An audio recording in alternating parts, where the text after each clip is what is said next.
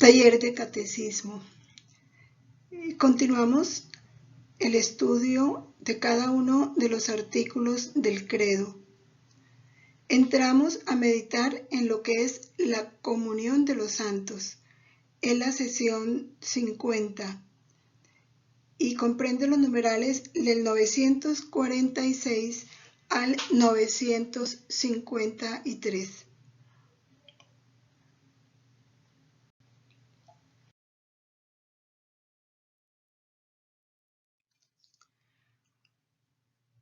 Fundimos nuestra voluntad a la de Jesús, para que sea Él en nuestros pensamientos, en nuestras miradas, en nuestras palabras, en nuestros oídos, en nuestros sentimientos. Santísima Trinidad, Padre, Hijo y Espíritu Santo, postrado en el abismo de mi nada y unida al acto único y eterno de vuestra divina voluntad, os adoro profundamente, os doy gracias eternamente, os amo infinitamente por todos y en el corazón de todos, con el corazón mismo de Jesús y de María. Amén. Dios te salve María, llena eres de gracia, el Señor es contigo, bendita tú eres entre todas las mujeres, y bendito es el fruto de tu vientre, Jesús. Santa María, Madre de Dios, ruega por nosotros pecadores, ahora y en la hora de nuestra muerte. Amén.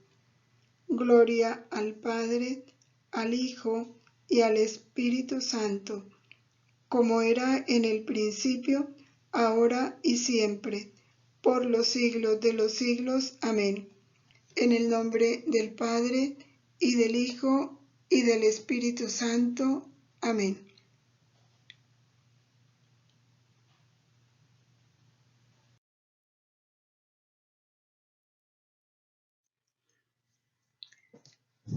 Cuando decimos en el credo, creo en la comunión de los santos, debemos preguntarnos qué es lo que realmente significa creer en la comunión de los santos.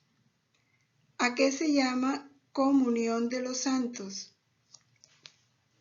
Como la palabra lo dice, es la común unión que hay entre Jesucristo, que es cabeza de la Iglesia, y sus miembros, y al mismo tiempo la común unión que hay entre todos los miembros de ese cuerpo místico. Así como en el cuerpo físico nuestro, la cabeza dirige y está unida a todos los miembros del cuerpo, pero también hay una unión específica entre cada uno de los miembros del cuerpo. Los brazos y los pies tienen una unión, hay una relación entre ellos, y nada que pase entre un miembro de ese cuerpo deja de afectar a los otros miembros por la unidad que hay en el cuerpo. Así, en la iglesia hay tres clases de miembros o de grupos de miembros. Tenemos los miembros que están en la iglesia triunfante, es decir, todos los que ya entraron al cielo. Los miembros que están en la iglesia purgante, todos los que están en el purgatorio, y los miembros de la iglesia militante, somos todos los que estamos aún aquí en esta tierra, en esta vida temporal. Entonces, en la comunión de los santos manifestamos creer que hay una íntima relación entre la iglesia triunfante, la iglesia militante y la iglesia purgante. No es que estén separadas, cada una es diferente a las otras, pero hay una relación íntima entre las tres.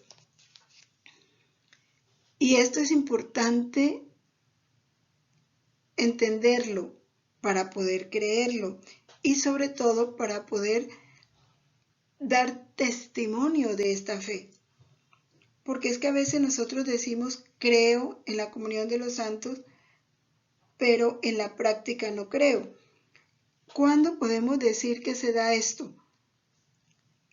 La Sagrada Escritura dice en el Antiguo Testamento, no recuerdo ahorita el libro exacto, pero dice, ¿por qué lloráis como los que no creen? Hablando de los difuntos, de nuestro comportamiento frente a la muerte de algún ser querido. Porque si realmente creemos en estas tres iglesias, en la existencia y la relación que hay entre ellas, sabemos que el que parte de esta vida temporal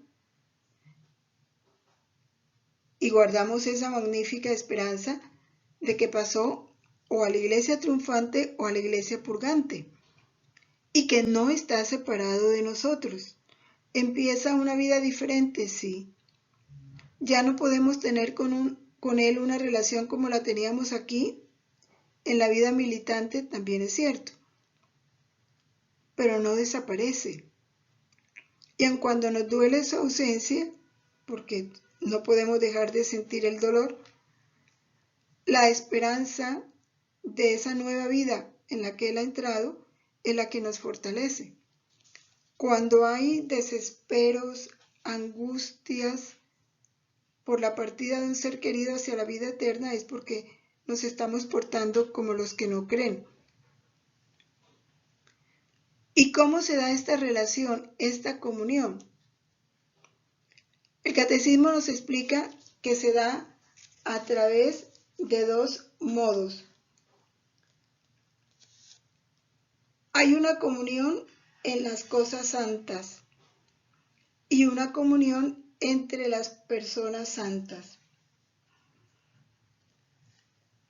¿Cómo que en la comunión de las cosas santas? En la iglesia militante, por ejemplo, en la Santa Misa, nosotros participamos del cuerpo y de la sangre de Cristo. Pero esa comunión que nosotros realizamos con Cristo, la hacemos partícipe ofreciéndola a las almas del purgatorio. Y de ella también se benefician los del cielo porque en ellos aumenta su gloria accidental. Participan de esa alegría de la comunión que Cristo tiene con la iglesia militante en la Sagrada Eucaristía. Sabemos que en la Sagrada Eucaristía están las tres iglesias presentes. Y en cada Eucaristía las almas del purgatorio reciben mucho consuelo, muchos beneficios por la Eucaristía que se celebra. Regularmente surge una pregunta, y es que los que no están en gracia de Dios participan en la comunión de los santos. ¿Qué se nos enseña?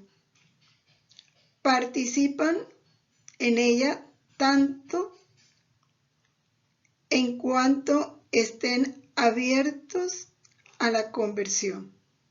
El que está en pecado mortal solo participa de estos bienes o gracias espirituales cuando en su corazón hay una conciencia de pecado, deseo de conversión y disposición a alcanzar esa gracia de la conversión a través del sacramento de la penitencia.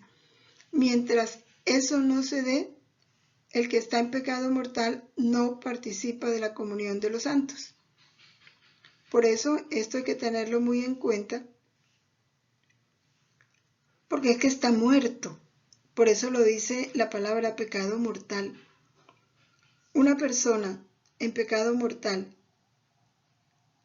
quien ni siquiera reconoce su estado de pecado, ni siente la necesidad de confesarse, ni manifiesta incomodidad por su vida de pecado, y asiste a una misa por un difunto, así sea su papá, su mamá, su hijo, su oración no llega, no beneficia a ese difunto, porque él no está conectado con ese cuerpo místico, porque es un miembro muerto, totalmente aislado, desconectado.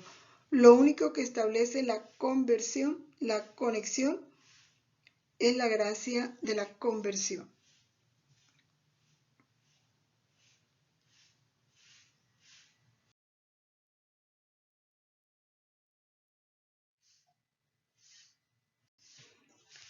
¿Cómo se da la comunión de los bienes espirituales? Recordemos los hechos de los apóstoles, cuando en las primeras comunidades cristianas, ¿qué hacían los discípulos? Acudían asiduamente a la enseñanza de los apóstoles, a la comunión, a la fracción del pan y las oraciones. Son bienes espirituales que se están comunicando entre ellos. Cuando nosotros participamos de una catequesis, bien sea porque dirigimos la catequesis o la recibimos, estamos participando de una comunión de bienes espirituales, porque la verdad es un bien espiritual. El conocimiento de la verdad, el alimentarnos del cuerpo y la sangre de Cristo. Las oraciones comunitarias son bienes espirituales. ¿Cómo se da la comunión en la fe? Gracias a eso la iglesia creció. La fe, por ejemplo, que recibieron los apóstoles, que la recibieron de Jesús. ¿Cómo se comunicó a los demás? A través de la predicación y a través del bautismo. Así fueron comunicando los apóstoles la fe en cada uno de los lugares donde llegaban. Y es que la fe se enriquece dándola. Es la frase de Pablo VI cuando habla de ayentes, ¿no? La fe crece comunicándola, dándola, compartiéndola.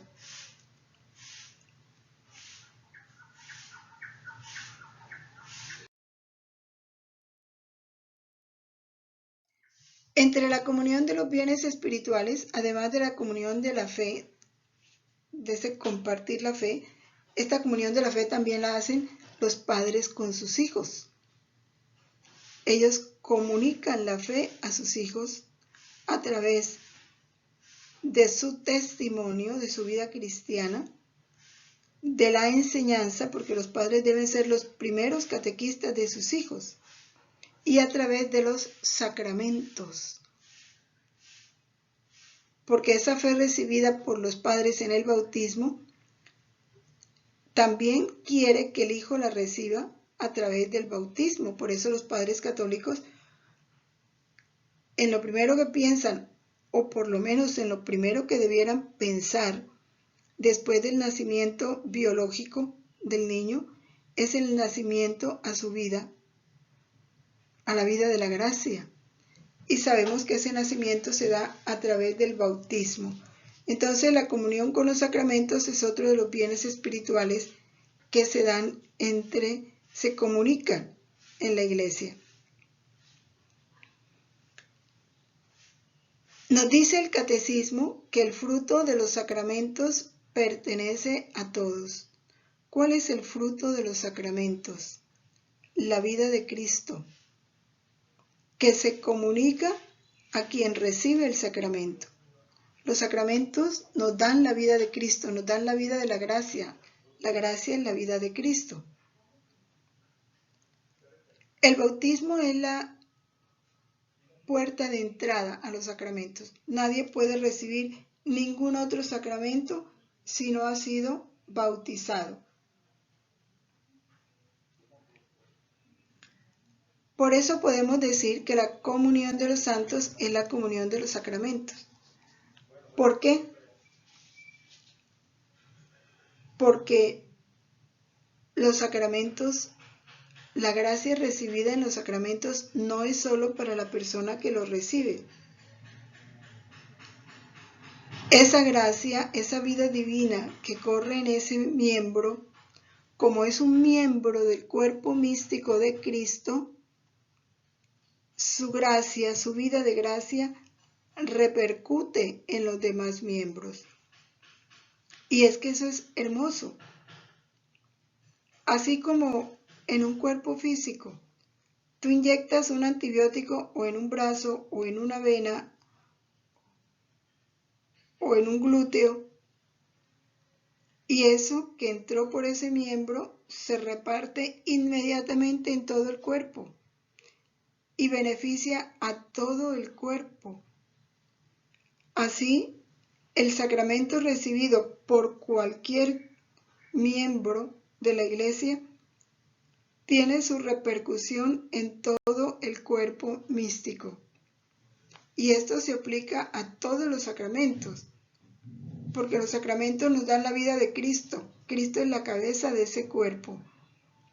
Claro que el sacramento que en este campo podemos decir que nos comunica más y a través del cual se realiza todo esto es el sacramento de la Eucaristía, porque comemos al mismo Cristo y los frutos de esa comida alcanzan a todos los dispuestos, aún a los no dispuestos, en cuanto que se abran a la gracia de conversión que pedimos para ello.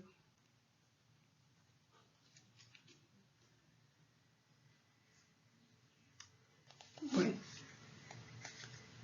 hay otra comunión de los bienes espirituales, que es la comunión de los carismas.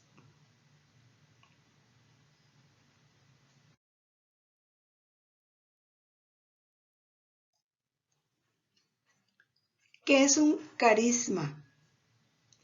La palabra carisma viene del griego charisma, significa don, regalo divino. Un carisma es un don que Dios da al alma. En la comunión de los bienes espirituales, el Espíritu Santo derrama en su iglesia muchos carismas, los reparte a cada uno según el don de Dios, como Él quiere. No todos recibimos los mismos carismas ni igual número de carismas, ¿no? Dios los reparte como quiere. Un carisma es una manifestación del Espíritu y ese carisma se da para el bien común. Los carismas pudiéramos llamar gracias especiales, y el objetivo de estas gracias especiales es la edificación de toda la iglesia.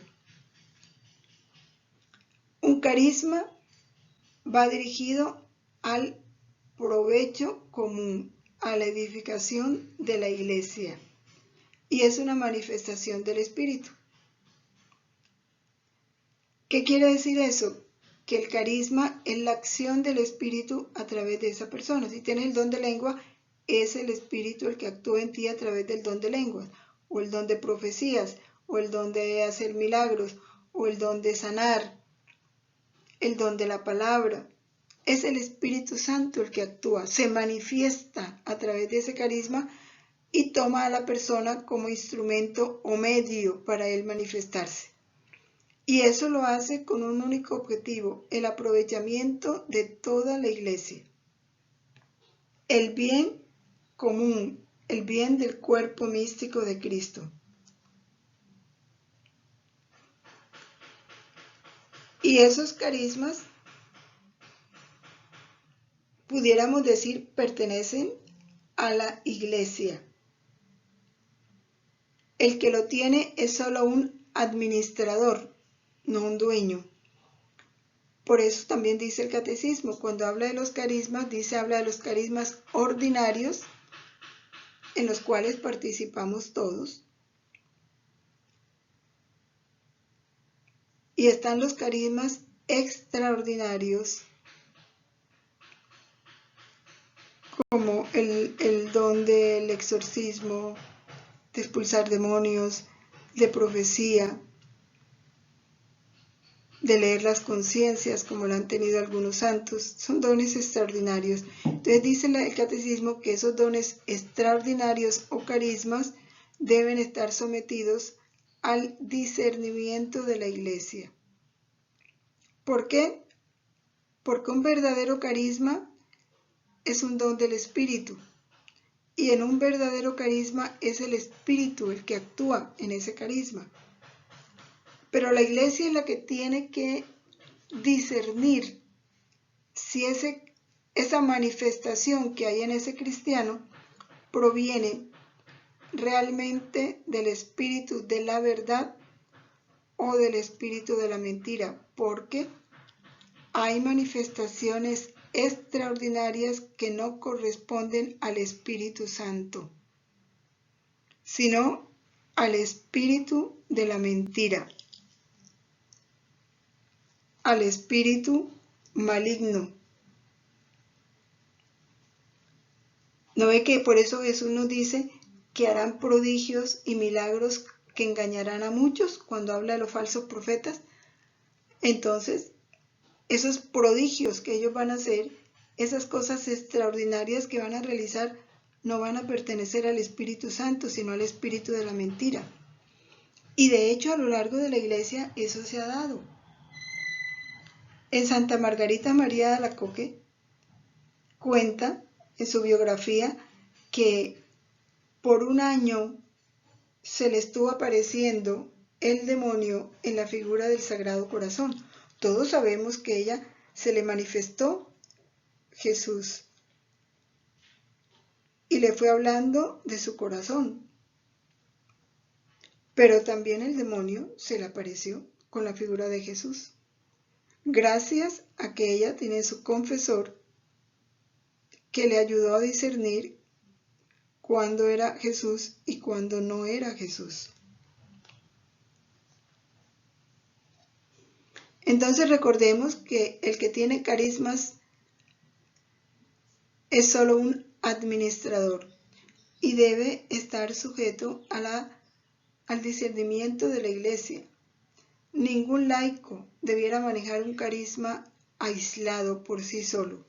Corre el grandísimo peligro de ser engañado por el espíritu de la mentira.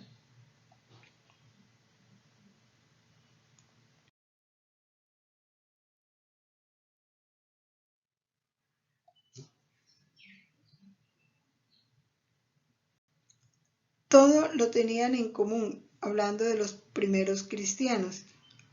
Todo lo que posee el verdadero cristiano debe considerarlo como un bien en común con los demás y debe estar dispuesto y ser diligente para socorrer al necesitado y la miseria del prójimo. Es un administrador de los bienes del Señor. Aquí está, por ejemplo, la caridad. Esta es la caridad.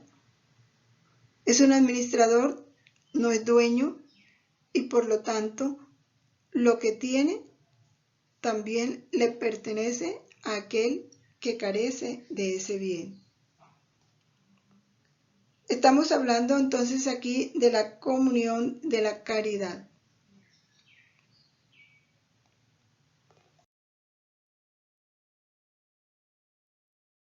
En esta comunión de la caridad están los bienes espirituales y los bienes materiales. Y podemos hablar aquí entonces de las obras de misericordia, que las hay espirituales y corporales. En ellas se practica esa comunión de la caridad.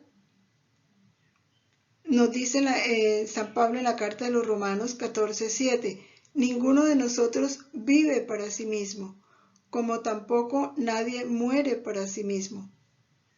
Si vivimos, vivimos para el Señor. Si morimos, morimos para el Señor. Si un miembro sufre, todos los demás deben sufrir con él. Somos miembros del cuerpo místico. Aquí está la unidad. Si un miembro es honrado, todos los demás toman parte en este gozo de ser honrados. Vosotros sois el cuerpo de Cristo y sus miembros, cada uno por su parte. Nos lo dice en la primera carta a los Corintios 12, 26, 27.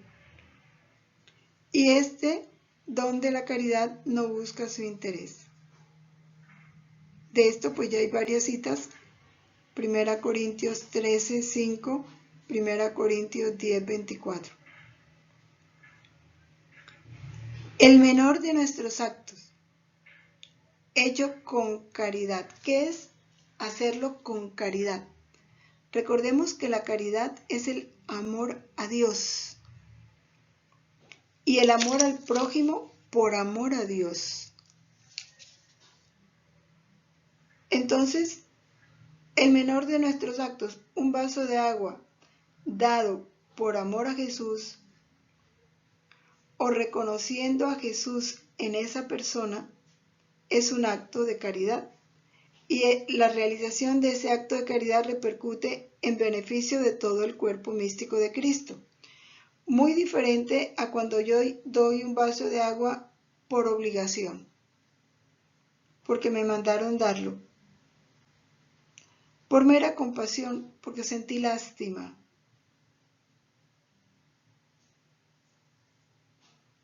Eso se llama filantropía, ¿no? La verdadera caridad es cuando este amor va dirigido a Jesús en la persona de mi hermano.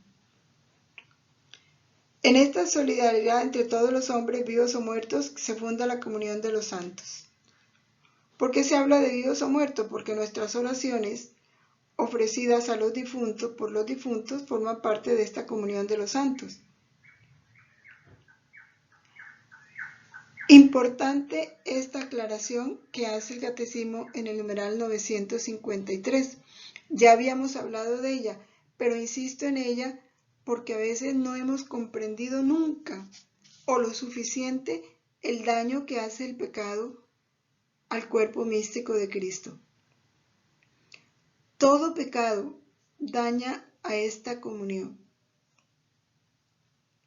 El venial la daña de manera parcial y el mortal daña esta comunión de manera total. Pero siempre hay un daño. Desde que haya pecado, hay un daño.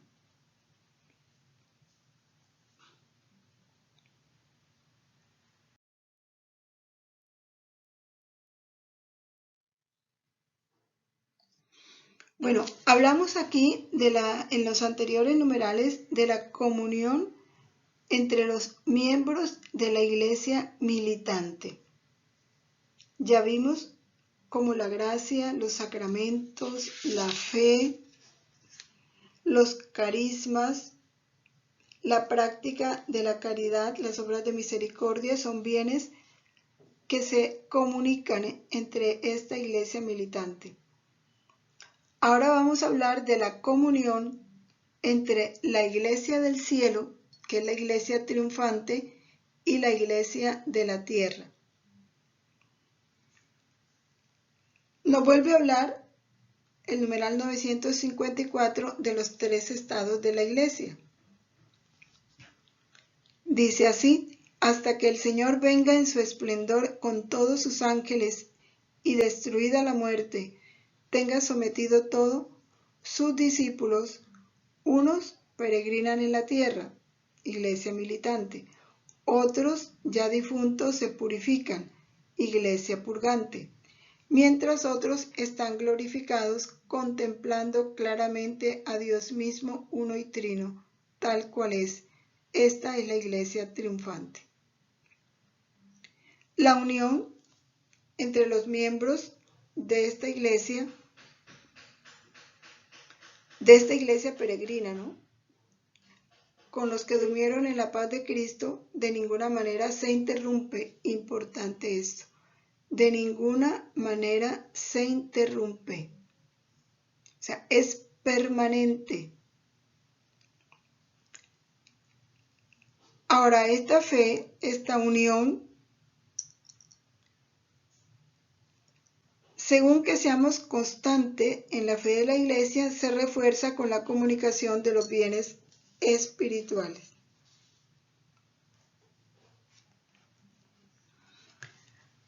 Nos dice así el Concilio Vaticano II.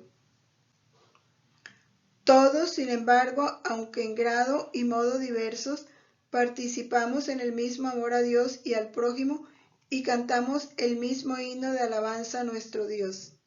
En efecto, todos los que son de Cristo, que tienen su espíritu, forman una misma iglesia y están unidos entre sí en Él. Estamos unidos en Cristo con la iglesia triunfante, la iglesia militante y la iglesia purgante. Esta unión entre los miembros de la iglesia peregrina con los que ya murieron se refuerza con nuestra fe.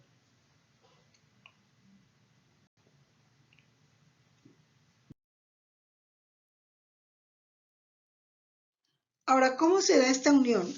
Vamos a hablar de la iglesia militante con la iglesia triunfante. A la iglesia triunfante pertenecen los santos. Ellos ya en el cielo interceden por nosotros. Ellos están más íntimamente unidos con Cristo, pues ya están en Dios, disfrutando de esa gloria eterna. Ellos, con su intercesión, van alcanzando para todos nosotros gracias de santidad. Y estas gracias de santidad van consolidando y así dándole mayor esplendor a la iglesia. Los santos no dejan de interceder por nosotros ante el Padre. No dejan, no cesan. Porque la felicidad de los santos en el cielo o de la iglesia triunfante es la gloria de Dios. Y ellos quieren que en cada uno de nosotros Dios sea perfectamente glorificado. Y por eso están siempre implorando gracias para cada uno de nosotros. Ahora, estas intercesiones de los santos en el cielo son presentadas por medio de Cristo, que es el único mediador entre Dios y nosotros. Y lo hacen a través de los méritos que adquirieron en la tierra. Es el esfuerzo de ellos, su intercesión permanente, el que va fortaleciendo nuestra debilidad.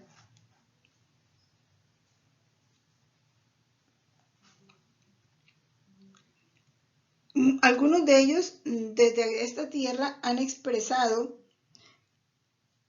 esa actividad de intercesión. Por ejemplo, Santa Teresita del Niño Jesús, estando en vida, les dijo a sus hermanas: después de mi muerte dejaré caer una lluvia de rosas sobre la tierra, pasaré mi cielo haciendo el bien sobre la tierra. Y de hecho es así. ¿Cuántos bienes no se han obtenido a través de Santa Teresita del Niño Jesús?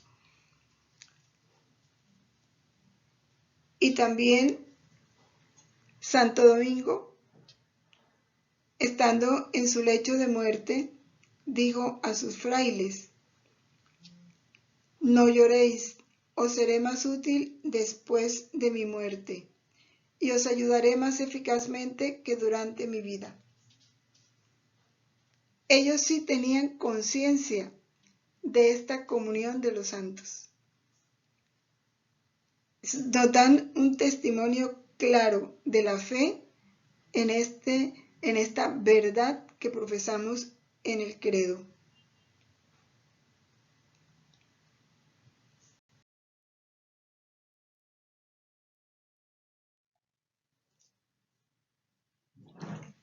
Esta comunión se extiende también al cielo y al purgatorio, ¿no? No solo se da entre nosotros los de la iglesia militante.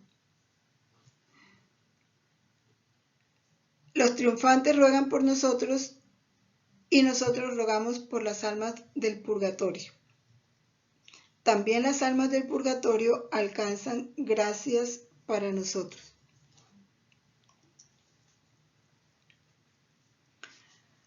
A esos santos que están en la iglesia triunfante, no los recordamos solo como modelos o ejemplos nuestros,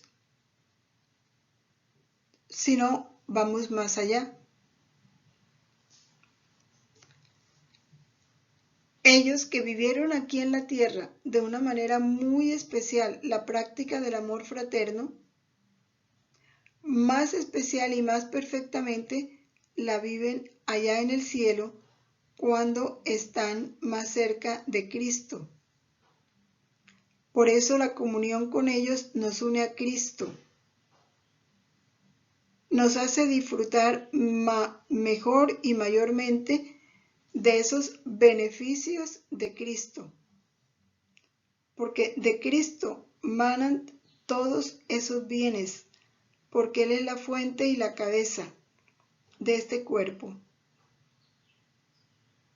Y toda la gracia que se derrama sobre el pueblo de Dios, pues viene de Cristo, que es nuestro mediador.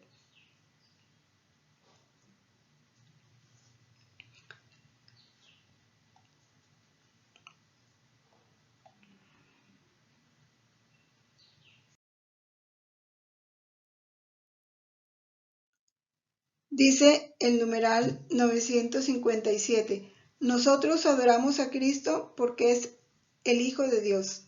En cuanto a los mártires, los amamos como discípulos e imitadores del Señor, y es justo a causa de su devoción incomparable hacia su Rey y Maestro, que podamos también nosotros ser sus compañeros y sus condiscípulos. Es Cristo el centro de esta comunión con la Iglesia triunfante, de esta comunión con la Iglesia purgante.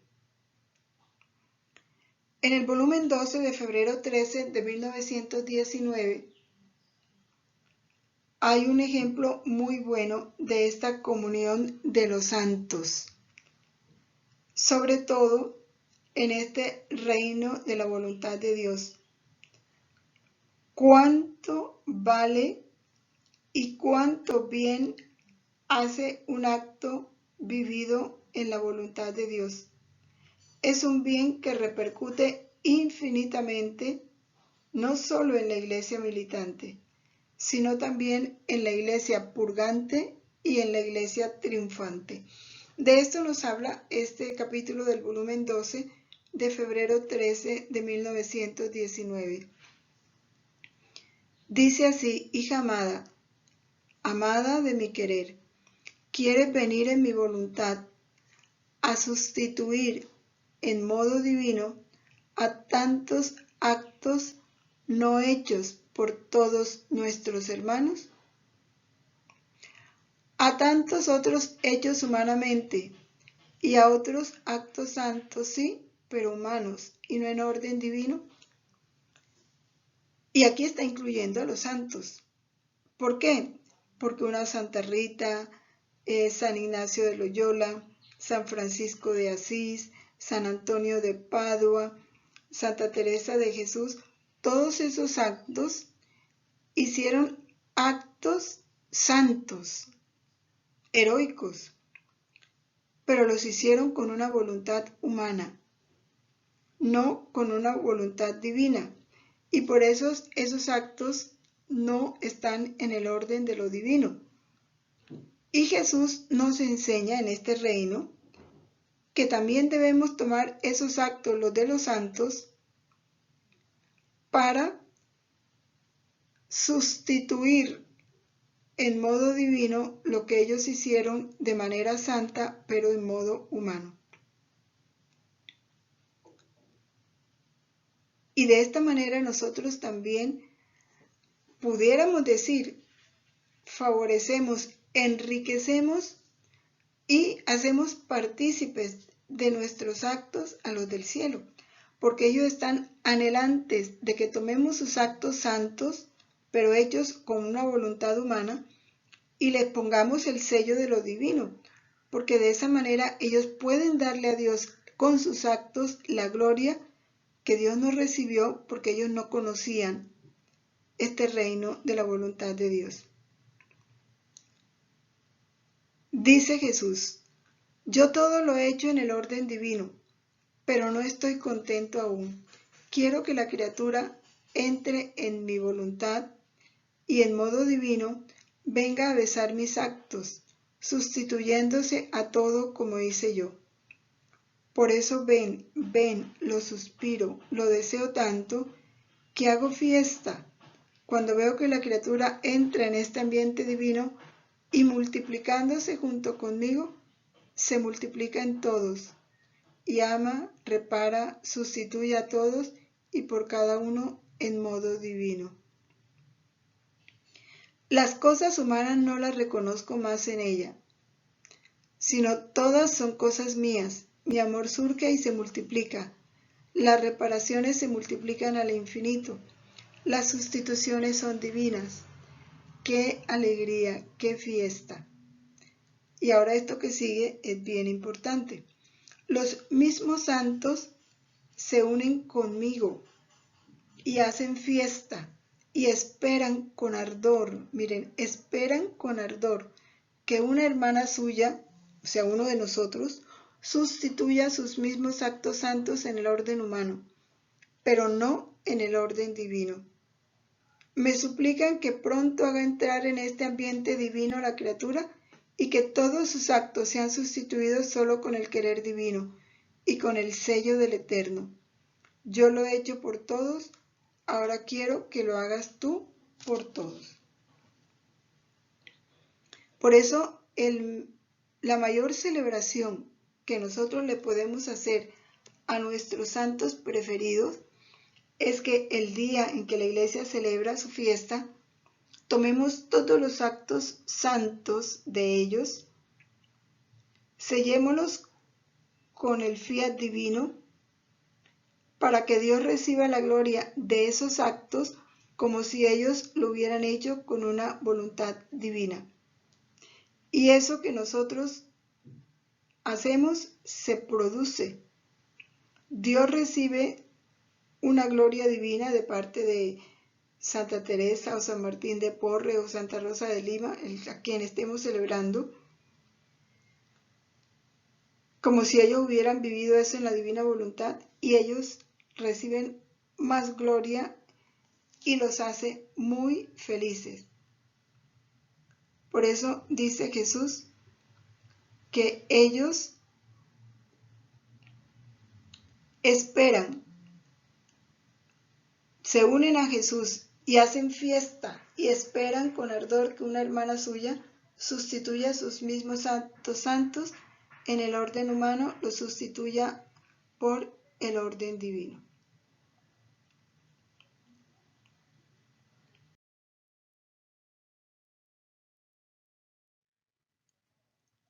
Bueno, ya hablamos de la comunión con la iglesia triunfante. Ahora vamos a hablar de la comunión de la iglesia militante con los difuntos. La iglesia peregrina, que somos nosotros, conscientes de que se da una verdadera comunión, porque hay una coherencia entre lo que rezamos en el credo y lo que vivimos. Desde los primeros tiempos del cristianismo empezó a practicar esta oración por los difuntos, ofrecer sufragios por ellos. Pues es una idea santa y piadosa orar por los difuntos para que sean libres de sus pecados, dice la segunda de Macabeos 12:46. Y la Lumen Gentium, numeral 50, también nos lo dice. Nuestra oración por ellos puede no solamente ayudarles, sino también hacer eficaz su intercesión en nuestro favor. Porque ellos, al recibir los beneficios que una oración nuestra les produce, como una manifestación de amor y de gratitud, pues alcanzan para nosotros bienes espirituales. Entonces se da esa intercomunión de bienes. Dice San Agustín, y me parece importante esto que dice San Agustín: una flor sobre su tumba se marchita, una lágrima sobre su recuerdo se evapora, una oración por su alma la recibe Dios. Es el mayor bien que nosotros podemos hacer a los difuntos, orar por ellos.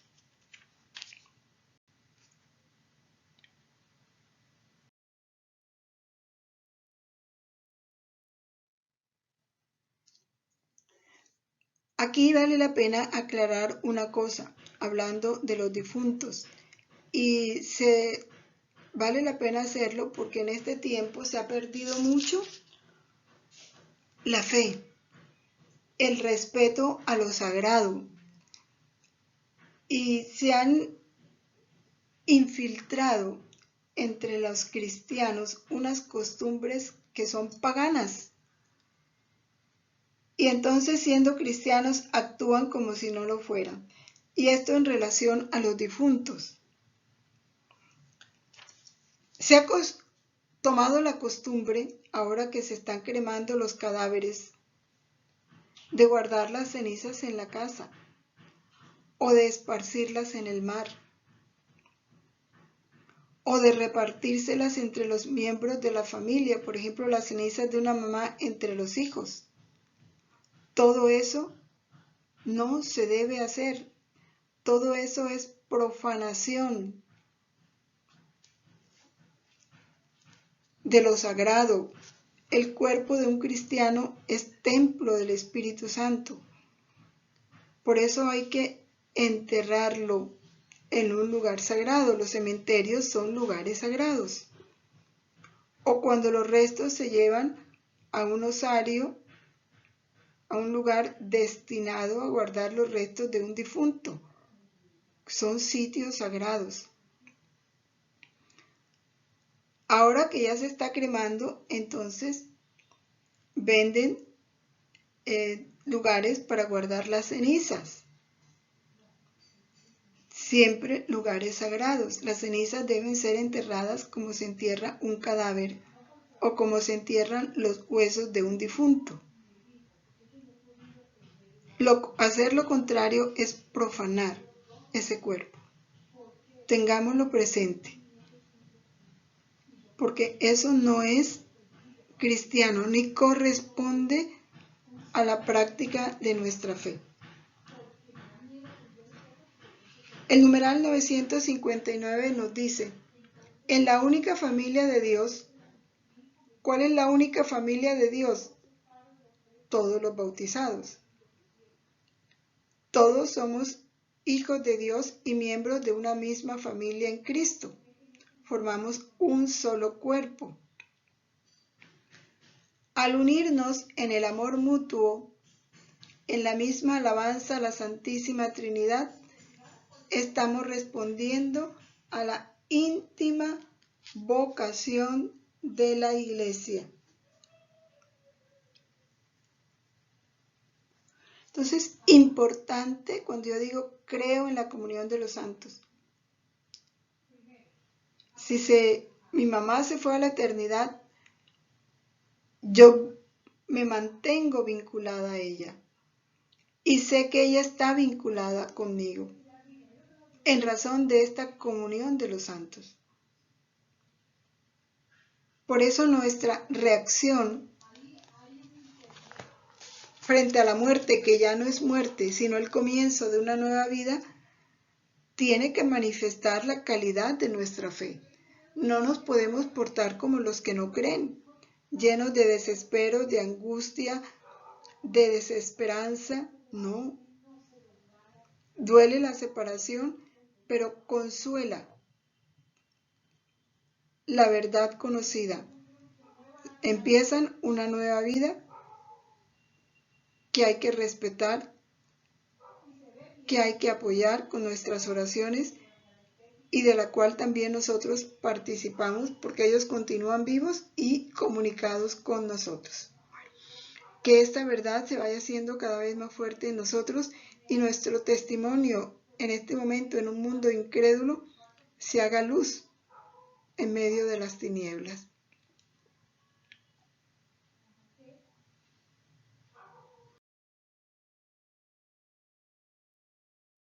Hay algunos capítulos muy interesantes que nos hablan de esta comunión de los santos. En el volumen 3 de noviembre 1 de 1899, Jesús le muestra a Luisa una columna que tocaba al cielo. Y debajo de esta columna estaban sacerdotes, obispos, cardenales y otras dignidades sosteniéndola. Pero Luisa ve que esas personas, algunas eran muy débiles, otras estaban enfermas, otras estaban sucias, llenas de fango. Dice, ella eran muy pocos los que realmente estaban en estado de poderla sostener. Por eso esa columna tambaleaba, no era firme. Encima de la columna dice ella que veía al Santo Padre que con cadenas de oro y con rayos que despedía su persona, hacía cuanto más podía por sostener esa columna, por encadenar también a las personas que estaban en la parte baja, aun cuando algunas de esas personas se retiraban para llenarse de fango y degradarse. Entonces Jesús, después que le presenta esta visión, le dice, mira en qué estado lamentable está mi iglesia. Las personas que debían sostenerla están débiles. Ellas mismas se encargan de golpearla, de denigrarla. El único remedio es derramar tanta sangre hasta formar un baño para poder lavar ese purulento fango y sanar sus propias llagas. Entonces aquí habla, por ejemplo, los mártires o las almas víctimas. Sus sufrimientos se vuelven riqueza, fuerza para la iglesia y se convierten en fortaleza para los que están débiles. Es el intercambio de bienes que se hace en la iglesia.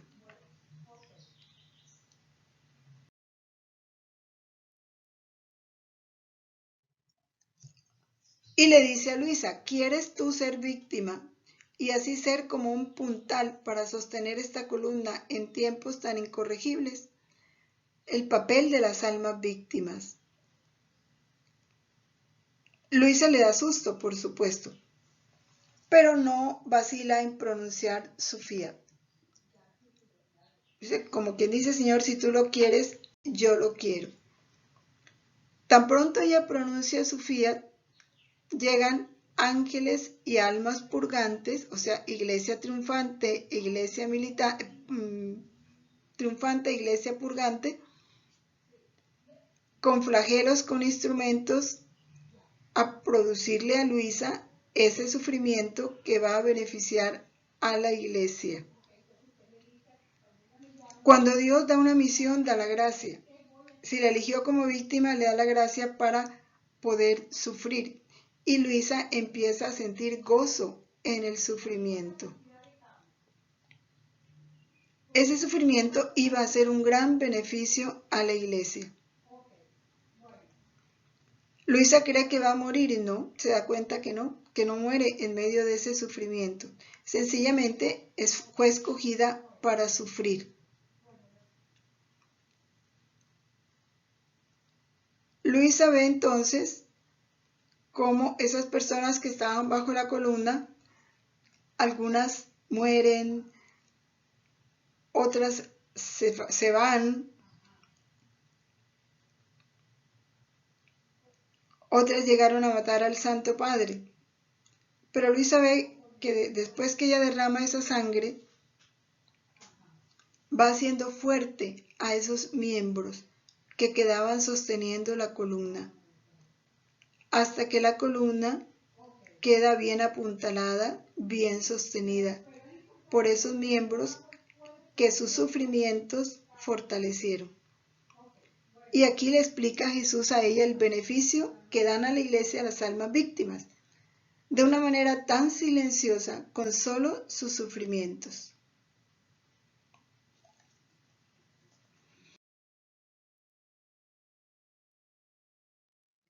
Y en el volumen 2 de junio 9 de 1899, Jesús le hace ver a Luisa las ofensas que recibe de parte de los hombres, deshonestidades horrendas, dice él, y cómo las almas se perdían, pero muy especialmente le habla del alma de un niño que es abortado, que no lo dejaron nacer, que no le permitieron recibir el bautismo. Y dice Jesús el pecado tan grande que es el aborto. Dice, pesa tanto en la balanza de la divina justicia que es de los que más claman venganza ante Dios. Y pese que es de los pecados más grandes, cómo se multiplican en estos tiempos. Y eso aflige mucho a Jesús. Luisa siente el sufrimiento de Jesús. ¿Y qué le dice Jesús? Une tus sufrimientos con los míos, tus oraciones a las mías. Así, delante a la majestad de Dios, tus oraciones y tus sufrimientos son más aceptables, y no aparecen como cosas tuyas, sino como obras mías. Es el fruto de orar unidos a la voluntad de Jesús.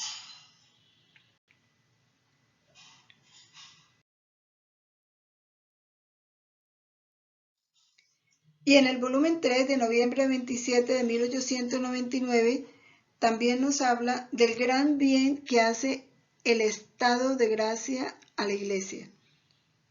Como un alma en gracia es un inmenso beneficio para la iglesia. Dice Jesús, hija mía, ¿sabes tú qué cosa hace mi gracia? Mi gracia hace feliz el alma de los bienaventurados comprensores, o sea, a los que están en la iglesia triunfante. Vuelve feliz al alma de los viadores, o sea, la iglesia militante. Con esta sola diferencia, que los comprensores gozándose y deleitándose, y los viadores trabajando y poniéndola en comercio. Así que quien posee la gracia tiene en sí misma el paraíso, porque la gracia no es otra cosa que poseerme a mí mismo.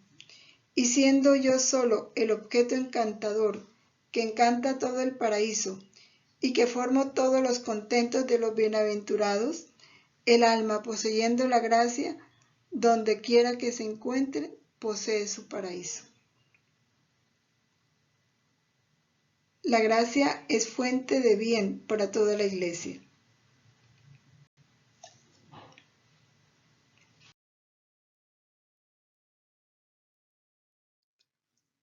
Bueno, con esta convicción de la perfecta comunión que hay en los tres estados de la iglesia y que vale la pena vivir esta verdad, vivirla interiormente, sentirnos familia de los que están en el cielo, hermanos de los del purgatorio y hermanos entre nosotros los que estamos en la tierra, así no los conozcamos, así tú estés en el polo sur y el otro esté en el polo norte, hay una perfecta comunicación en Cristo, que es la cabeza.